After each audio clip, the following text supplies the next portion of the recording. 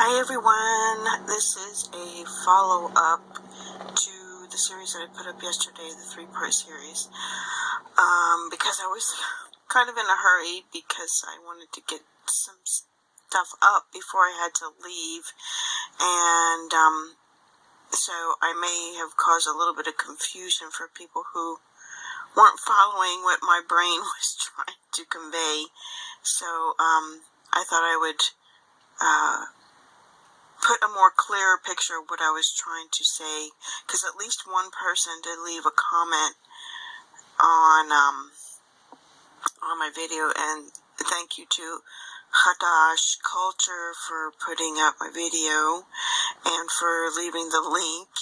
And the only reason is because I want people, if people want to watch on another channel what I do, and the link is there and they decide not to come here, that's totally fine. But if they wanted to come and glean some more information, then it's much appreciated when people leave a link, because doing these calendar lineups takes a lot of time. It's a lot of work. I do this in Paint. I don't have Excel because I refuse to pay for it, so I have to do this in Paint, so it just takes a while. But anyway, getting on to what I wanted to show you all. So yesterday in the videos, I talked about how Psalm 81:3 pretty much gives us, as far as we can see, a clear understanding of when the month should begin. And it seems to be saying that the month should begin with the full moon,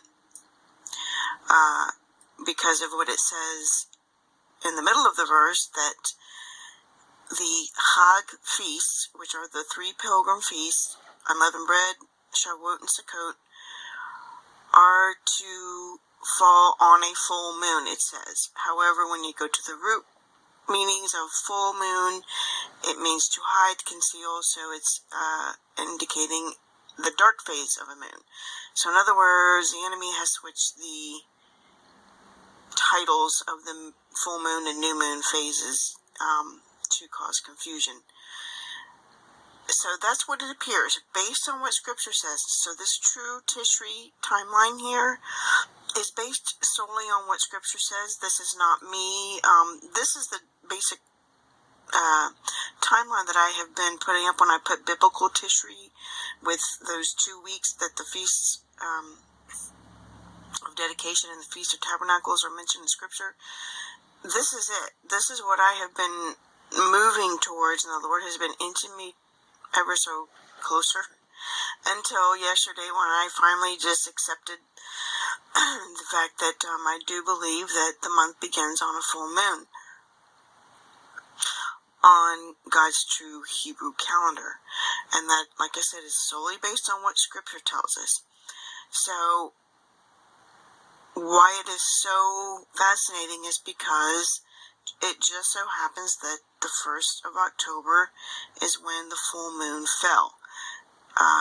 According to the sources, they say that at 5:05 p.m. Eastern Daylight Time, on the 1st of October, it was the full moon. However, by that time, interestingly enough, it was 12:05 a.m. October 2nd in Jerusalem. So, it's, it had just started the next day, because they're 7 hours ahead of Eastern Daylight Time. So, we know according to Scripture, and I know there are others who disagree with this, but I'm going with what Scripture says in Genesis 1:1, that the day begins in the evening, and therefore October 2nd would have been day 1 on true Tishri. And the reason I have another 1 here is because, as we know, as I just said, that the day begins in the evening, so day 1 began in the evening of the 1st and into the 2nd.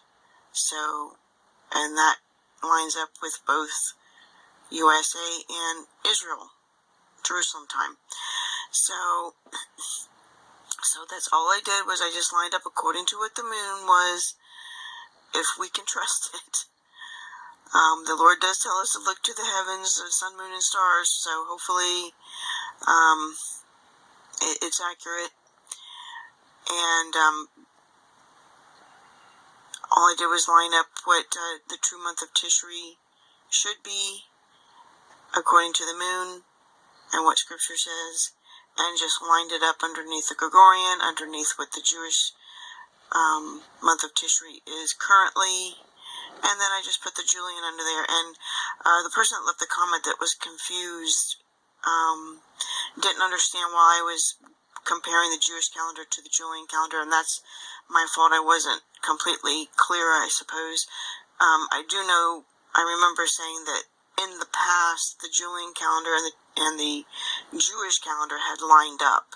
I believe it was last year when I was going through all the different days and showing all the different Strong's meanings to the days.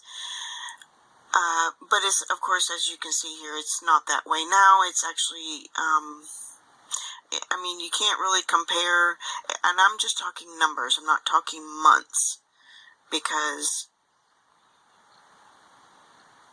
on the Julian calendar, even though this is September, it's so confusing. And trust me, guys, when I have contemplated trying to figure out calendar stuff, it is so confusing, and you just get to a point where you're just like, I can't do this right now. I can't figure this out. And that's for a reason. The enemy's done that for a reason. And maybe Father didn't want us to know until now. But, yeah, the enemy's done a good job at confusing us regarding calendars. So anyway, so on the Julian calendar, this is technically September right here. It's still in the month of September up until October 15th. But that's the 9th month, and this is the Jewish 7th month. However, we do know that the 7th month and the 9th month, according to the old Roman calendar, and the Julian calendar, were the same. So you could say that they're technically 4 days apart, because the 14th here, the 18th here. But, yeah. I only put this here to show you something in regards to all the Back to the Future stuff. That's the point I was trying to make. I wasn't trying to compare or replace the Jewish calendar with the Julian calendar. That's not what I was trying to do. I only mentioned it to show this part right here that's in blue. The Julian is 13 days behind the Gregorian. Originally it was 10. Technically it was 11 because the 10 days were inserted between October 4th and 5th.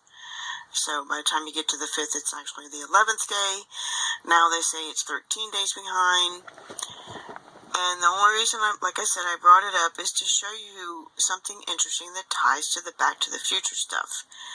And that is that the Jewish Tishri is 13 days ahead of the true Tishri that we just came to the knowledge of.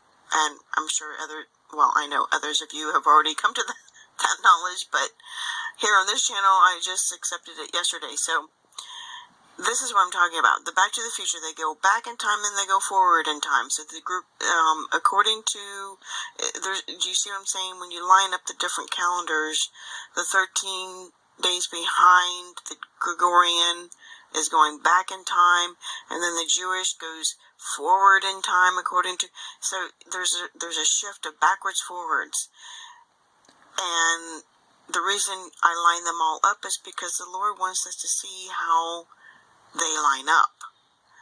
I've covered in previous videos how October 10th and 11th could be high watch dates. And as I will say in every single video, I am not prophesying or predicting anything at all to happen on the 10th or 11th. They're just to watch because of where they land on these calendars. And the Lord, He puts patterns regarding dates in Scripture for a reason. They're not just there just only to tell us a story, because we know in the book of Ecclesiastes, King Solomon says, there's nothing new under the sun. What will be is what has been, vice versa. So that's why we look at it. I never predict any rapture date or anything at all to happen on any particular date. We're just to watch. And a lot of times the days that we watch, something significant does happen. It just might not be what we're expecting. Apparently, I haven't gone and double checked, but I can't remember for sure. One of the, it was either the first or the second when Trump announced that he had coronavirus. So, there's something significant there.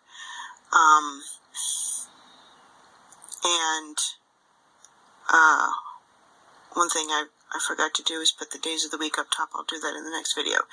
So, and the reason we're looking at the 10th and the 11th, because not only all the watches that say 10:10, some of them say 10:08, the 8:8, all the stuff I've covered with the 8:8, the 1:18, which is 8/11 or October 11th backwards, and then even October 11th, 10/11, that's 111, which I've seen those numbers a lot, as well as other people. So the 10th and the 11th lines up with the 22nd and 23rd, which is the pattern that I've covered ad nauseum with the 223. Because on the Jewish calendar, that would be the 22nd and the 23rd, Shemini Atzeret.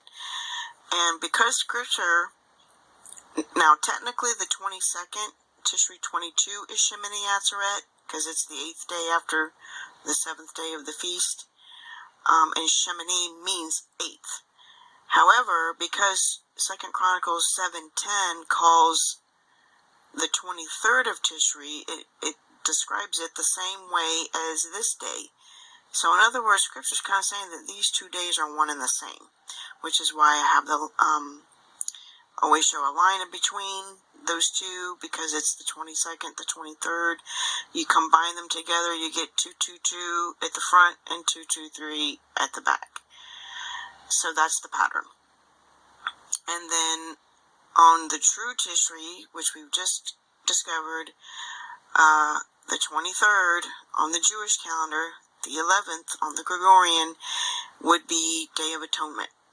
So you see how the important things that we've already covered in the past, how they're lining up.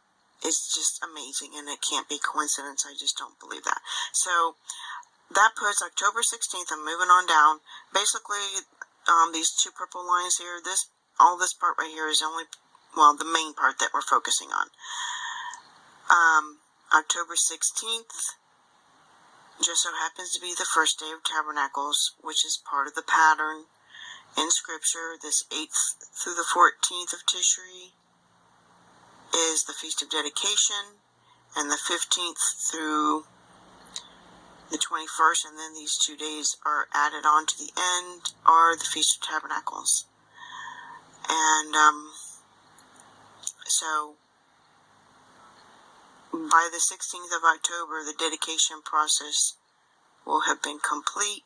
Now, whether that happens in the spirit and we don't see it, who knows? I don't know, guys. I'm just sharing with you what I get shown, and you probably have a piece of the puzzle that you can add to it. If so, then please leave it in the comments, and we'll share it all together. So, moving on down the timeline, on True Tishri, these 3 days are significant because this is the technical last day of the Feast of Tabernacles. And it just so happens to be October 8th on the Julian. You see, guys, it just can't be coincidence that these key dates are lining up. It's the 22nd of October. On Jewish calendar is Heshvan 4, 4th day of the 8th month.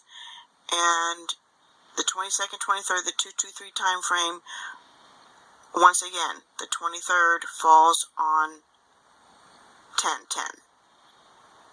So,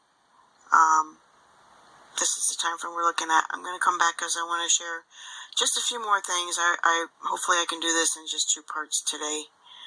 But I just wanted to clarify that the only reason I mentioned Julian, I wasn't trying to replace it with the Jewish calendar. I was just showing the significance of the backwards in time and the forwards in time.